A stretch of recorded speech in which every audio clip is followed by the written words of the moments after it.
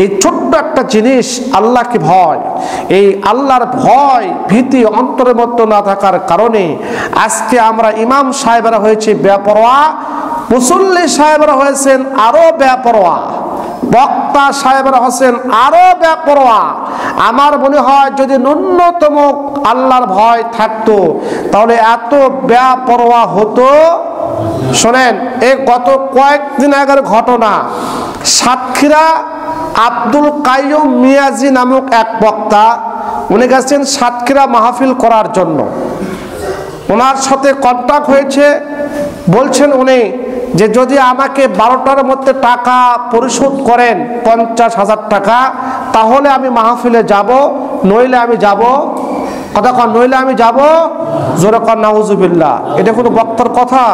Contact নিয়ে ওয়াজ করলে কি বক্তা সেই বক্তার ফজিলত থাকে? কোরআন হাদিস থাকে, ইসলাম থাকে? কোন জায়গায় চলে আসছি? মাহফিল কমিটিও বলছেন সেই সেনা, ঠিক আছে হুজুর দিব, সমস্যা নাই, এই বলে নিয়ে যায় বক্তাকে। যখন মাহফিলে চলে গেছে, ওয়াজ নসিহত করার পরে বক্তাকে এমন ধোলাই দিছে, জীবনের ধরে শিক্ষা হয়েছে। আর একবার জোরে কোন মারহাবা। যদি অন্তরের মধ্যে আল্লাহর ভয় থাকতো, কখনো কোরআনের আয়াত তারা বিক্রি করতো না। কোরআনের আয়াত বিক্রি করে খাওয়া জায়েজ আছে? কতক্ষণ আছে? ওরা দলিল দেয়, ওয়ালা তাস্তারু বিআয়াতি সামানান কলিলা। আল্লাহ পাক কোরআনের মধ্যে বলেছেন, তোমরা খবরদার আমার আয়াতকে অল্প দামে বিক্রি করিও। সামানান কলিলা, সামানান কলিলা, অল্প দামে আমার আয়াতকে বিক্রি করো না। আমার মনে হয় সেই জন্য তারা একবারে বেশি দামে নেয়, 50,000 টাকা, 60,000 টাকা, 1 লক্ষ টাকা বক্তারা ভিজিট নেয়।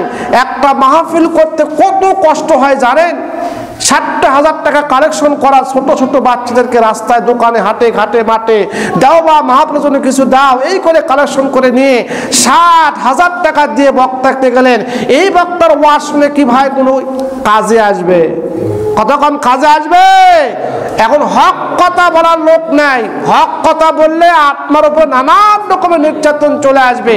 মাত্র 2 ঘন্টা 3 ঘন্টা কথা বলে ভাই 1 লক্ষ টাকা নেওয়া, এটা কি চারটেখানির কথা?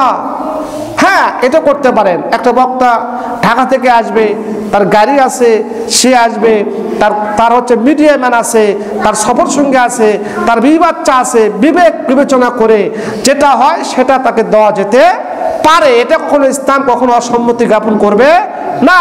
ঢাকা থেকে একটা বক্তা আসলে গাড়ি ভাড়া সহ সর্বোচ্চ না 30 না 40,000 টাকা লাগুক, এত বেশি না। কেন? এত মাহফিল হয়, যা জবর যা, তা জবর তা। মসজিদে মুসল্লি নাই, মিথ্যা কথা বন্ধ হয় নাই, সুদ খাওয়া বন্ধ হয় নাই, সিজারি বন্ধ হয় নাই, কোন রকমের ইমানের উন্নতি নাই। এর পিছনে কারণে একটাই, আল্লাহ পাক আমাদের সকলকেই যিনি সঠিক বুঝ দান করার তৌফিক দান করুন, বলে আল্লাহুম্মা আমিন। তাহলে আসেন, যে কথা বলতেছিলাম আল্লাহর ভয়, ওয়াত্তাকুল্লাহ। আল্লাহ পাক বলেছেন তোমরা আমাকে ভয় করো।